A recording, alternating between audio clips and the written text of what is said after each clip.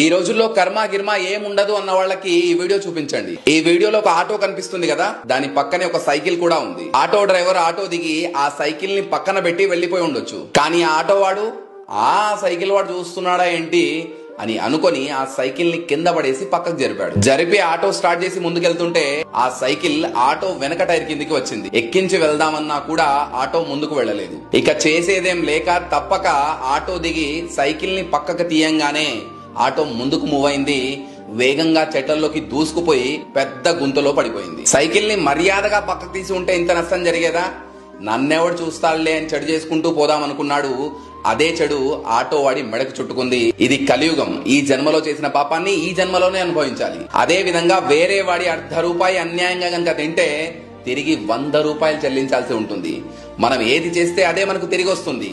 మంచి చేస్తే మంచి, చెడు చేస్తే చెడు. కర్మ ఇక్కడ ఎవ్వరిని వదిలిపెట్టదు.